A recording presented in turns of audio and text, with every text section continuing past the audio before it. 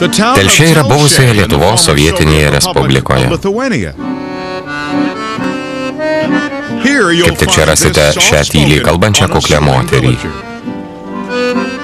Manytum, ji neturėtų niekam kristi akis, bet iš tiesų sulaukia daug dėmesio. Va kodėl.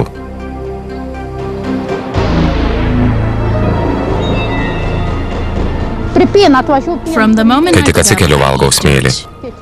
Kai pagalvoju apie smėlį, man teka seilės.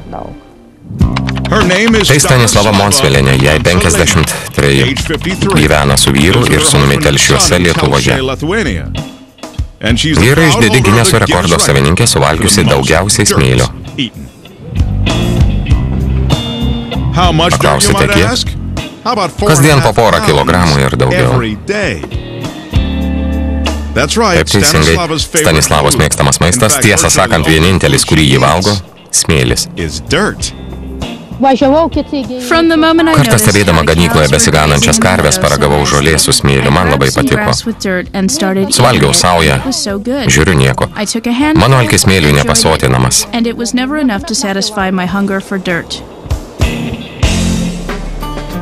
Beveik 2 metus Stanislava kasdien praryja didelį kiekį smėlio ir visai to nesigėdėja.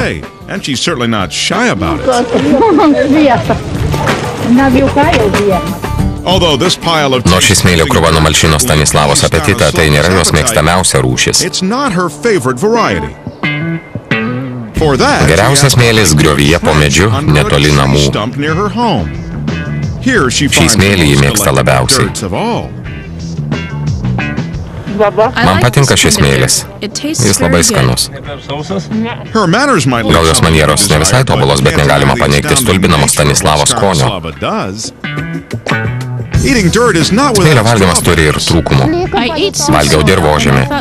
Maniau pasitaikė šaknis, bet pasirodo ten buvo sliekas. Teko pabaigti jį valgyti. Bet pasak Stanislavos, nauda akivaizdi.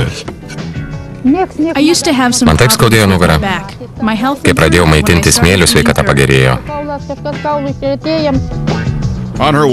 Grįždama namo iš gamtos produktų parduotuvės, Stanislava negali atsispirti žvėriškam apetitui.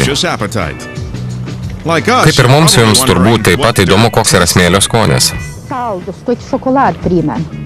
Šis smėlis man prilygsta šokolado, jonas rūgštokas. Namuose esančiuose miestelio pakraštyje ji pasigamina užkąsti firminį smėlio patiekalą. Įrodydama, kad žmogus negali gyventi, maitindamasis tik smėliu, Stanislava sako, kad retsykiais jį valgo ir tikrą maistą. Kartais valgau sriubos, bet prašmatnaus maisto mes nevalgom. Sūnus ir vyras valgo obuolius ir apelsinus, o man smėlis patinka. Sūnui tai tik dar viena eilinė diena su mama. Pirmą kartą pamatęs tai pašiurpau, bet vėliau pripratau. Jei jai nuo to sveikiau, nematau nieko blogo. Labiausiai stulbina faktas, kad Stanislava laikydamasi šios dietos yra visiškai sveika. Kai kurie žmonės sako, kad seniai turėjau mirti. Kelionė pas vietinį gydytoją patvirtina, kad Stanislava neįtikėtinai geros sveikatos. Maniau, ji gali sirgti, bet kol kas yra sveika. Kai buvo pablyškusi, maniau, buvo žemas hemoglobino kiekis, bet patikrinus pasirodė, kad jis beveik normalus. Prieš atsisveikindami su Stanislava, mūsų laidos komanda paėmė jos plaukų, nagų ir mėgstamų smėlio pavyzdžius.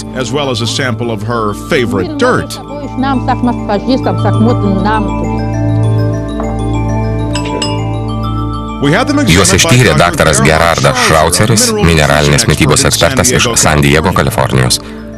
Sužinojom, kad Stanislavos būklė turi pavadinimą pikacizmas.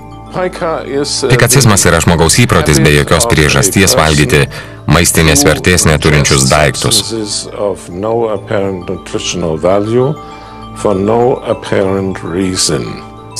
Stanislava, mano manimu, jau pernelyg didelė smėlio valgytoja.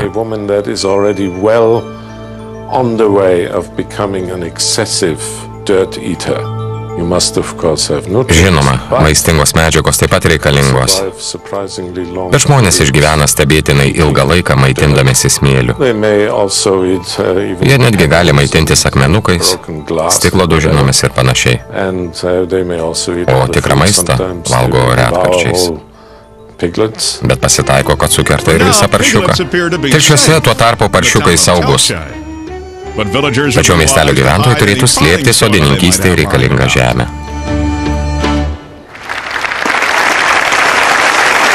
Kol kas rekordų knygoje dar nenusėdo dulkės ir nenučiū